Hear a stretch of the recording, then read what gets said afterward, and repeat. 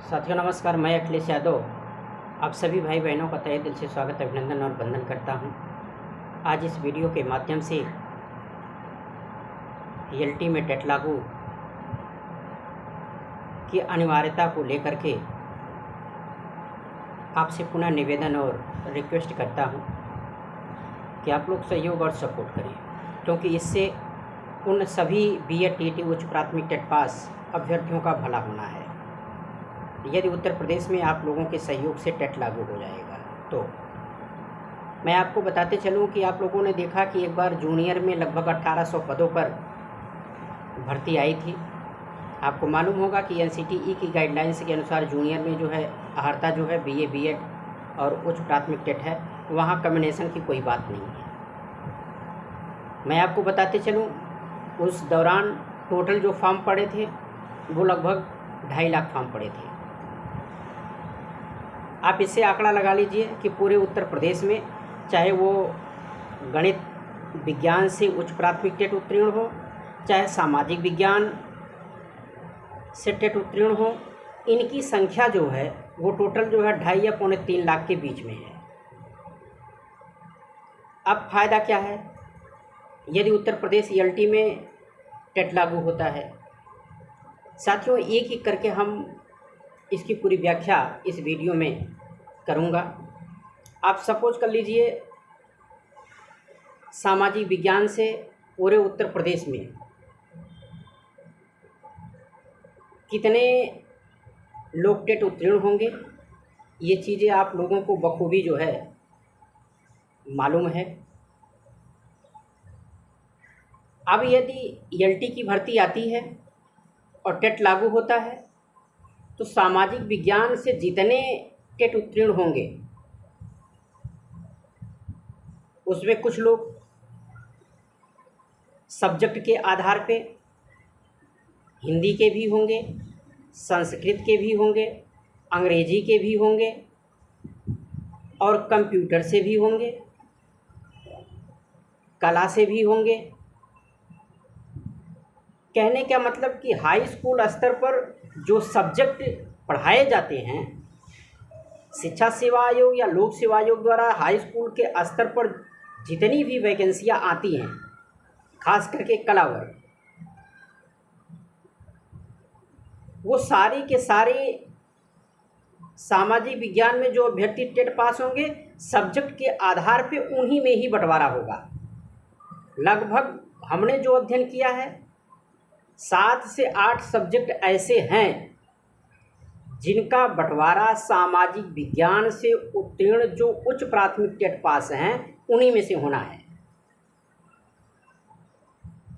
यदि पिछला हम रेशियो लें, पूरे उत्तर प्रदेश में 2.5 से 3.25 लाख जो है टेट उत्तीर्ण थे और इसमें गणित विज्ञान और सामाजिक विज्ञान दोनों के अभ्यर्थी थे। अगर हम 50% मान लेते हैं गणित विज्ञान के और 50% जो है सामाजिक विज्ञान के, तो एक मोटा मोटा हिसाब आप समझ लीजिए कि लगभग 1 लाख समथिंग ऐसे अभ्यर्थी होंगे जो सामाजिक विज्ञान से टेट उत्तीर्ण होंगे। मान लीजिए हम 1.5 लाख मान के चल रहे हैं मोटी मोटा। अब इन 1.5 लाख जो सामाजिक विज्ञान से टेट उत्तीर्ण अभ्यर्थी हैं, इसी में से जो है सामाजिक विज्ञान में से गणित विज्ञान हिंदी के लिए जो है अभ्यर्थी अलग होंगे, सामाजिक विज्ञान से संस्कृत के लिए अलग होंगे, कला के लिए अलग होंगे, अंग्रेजी के लिए अलग होंगे, गृह विज्ञान के लिए अलग होंगे, क्योंकि ये सब के सब सामाजिक विज्ञान से ही टेट उत्तीर्ण हैं और सामाजिक विज्ञान से जो टेट उत्तीर्ण है या सामान्य टेट पेपर 2 उत्तीर्ण है, उन्हीं में से ही बंटवारा होना है।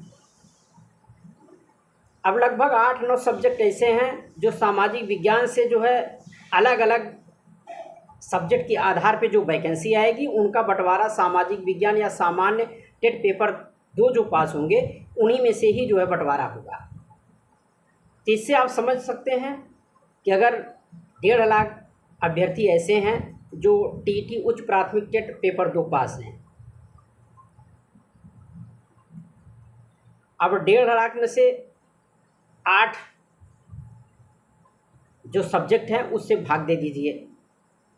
हमें जहाँ तक लग रहा है कि एक एक सब्जेक्ट में लगभग 30 से 40 हज़ार कैंडिडेट जो है फॉर्म भरने के लिए मौका मिलेगा। आप समझ लीजिए कि फाइटिंग कितना कम होगी। इसीलिए मैं आप लोगों से कहता हूँ कि आप हर बार सरकार को जो है 1,000 रुपये देते हैं टेट के नाम पे। क्या आप लोगों ने कभी सोचा कि 1,000 रुपये जो हम उच्च प्राथमिक टेट के नाम पर दे रहे हैं, इस सर्टिफिकेट का कहीं उपयोग है? उपयोग है, लेकिन ये हमारी आपकी निष्क्रियता का परिणाम है कि इस चीज़ को हम आप समझ नहीं पा रहे हैं। अगर कोई बता भी रहा है तो आप लोग उसको इग्नोर कर दे रहे हैं। कोई एक ऐसा राज्य आप बता दीजिए जहाँ टेट पेपर 2 का अंकपत्र का उपयोग ना होता हो। यूपी ही एक ऐसा राज्य है 2010 से लेकर के अब तक, यूपी ही एक ऐसा राज्य है कि टेट पेपर 2 के नाम पर सिर्फ केवल जो है बेरोजगारों से पैसा वसूला जाता है। जूनियर की भर्ती को छोड़ दीजिए, आप बता दीजिए हमें कि इस अंकपत्र का कहीं उपयोग हो रहा हो, जबकि इस अंकपत्र का उपयोग चाहे शासकीय माध्यमिक इंटर कॉलेज हो या अशासकीय सहायता प्राप्त माध्यमिक इंटर कॉलेज हो, जहां 6 से 10 की कक्षाएं संचालित हैं और 6 से 12 की कक्षाएं संचालित हैं, वहां साथियों इस टेट अंकपत्र का उपयोग है। मैं इसी चीज़ को बार बार आप लोगों से कहता हूं कि बहुत बड़े पैमाने पे भर्तियां हैं। आहर्ता का जो विवाद चलता है, जिस दिन यह टेट लागू हो गया उसी दिन आहर्ता के विवाद से संबंधित सारे मुद्दे जो अपने आप समाप्त हो जाएंगे। अभी आप लोगों ने देखा कंप्यूटर को लेकर के जो आहर्ता का विवाद चल रहा था, जिसमें एडवोकेट जनरल को जो है तलब किया गया था। हमने ही वीडियो बना करके लोगों को जगाने का काम किया। आज देखिए उनको जो है न्याय मिलेगा। एक तरफ जो है बीएड का अभ्यर्थी फॉर्म भरेगा और दूसरी तरफ जो स्नातक किया वो भी फॉर्म भरेगा। इसका मतलब आप स्नातक कर लिए बीएड के इक्वल हो गए। ये उत्तर प्रदेश के शिक्षा विभाग के आला अधिकारी कहीं ना कहीं उत्तर प्रदेश के बीएड बेरोजगारों के साथ बहुत बड़ा जो है खेल खेल रहे हैं। इसलिए मैं आप लोगों से कहता हूं कि अब साथ दीजिए, समय आ गया है कि अल्टीमेट टेट लागू हो और सारे विवाद जो है अपने आप जो है समाप्त हो जाएं। और अल्टीमेट टेट लागू होने से सबसे बड़ा फायदा जो बीएड टीटी उच्च प्राथमिक टेट पास उन भाई बहनों का है जो उत्तर प्रदेश अध्यापक पात्रता परीक्षा टेट पेपर 2 पास हैं। मैं आप लोगों से पुनः अपील करूंगा कि जिस तरह से आप लोगों ने हमारे साथ कंधे से कंधा मिला करके परिषदीय उच्च प्राथमिक विद्यालयों में बेसिक शिक्षा नियमावली 1981 के 19वें और 20वें संशोधन को चैलेंज करवाने का काम किया था। साथियों, कुछ लोग सोच रहे होंगे अखिलेश यादव भाग गया। अखिलेश यादव भागा नहीं है।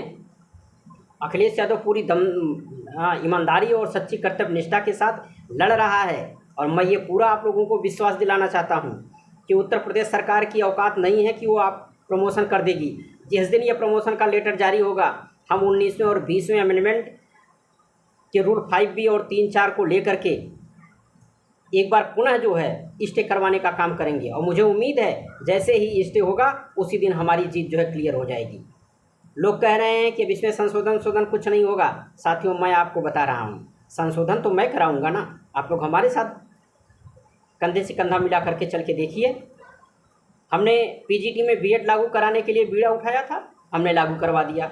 और इस बार भी मैं बता रहा हूँ कि आप लोग साथ देंगे तो अल्टीमेट टेट भी लागू होगा और उससे जो है हम समस्त बीएड टीटी उच्च प्राथमिक टेट पास भाई बहनों का कल्याण होगा। आप अपने लिए सोचिए, अगर उत्तर प्रदेश सरकार और हमारी एनसीटी की गाइडलाइंस में ये व्यवस्था है कि अल्टीमेट टेट लागू होना चाहिए तो वो 100% है लागू होगा। मानव संसाधन विकास मंत्रालय द्वारा जो आरटीआई लगाई गई थी उसमें साफ उन्होंने कह दिया कि उत्तर प्रदेश या राज्य की जितने भी विद्यालय हैं वो हर जगह जो है अल्टीमेट टेट लागू है, तो उत्तर प्रदेश सरकार को मानना पड़ेगा। इन्हीं शब्दों के साथ हम आप लोगों से पुनः निवेदन करते हैं, हमारे जितने भी जूनियर के भाई बहन हैं, आप अपने भाई अखिलेश यादव का साथ दीजिए। मैं बेसिक शिक्षा नियमावली 1981 की तरह लड़ाई लड़ते हुए सरकार को जो मजबूर कर दूंगा कोड के माध्यम से कि आप अल्टीमेट टेट लागू करिए, जिससे हमारे उन समस्त 2.5 से पौने 3 लाख बीएड टीटी उच्च प्राथमिक टेट पास भाई बहनों का भला हो सके जो योग्य हैं। धन्यवाद। मुझे आप लोगों पर विश्वास है कि आप लोग हमारा साथ देंगे। धन्यवाद।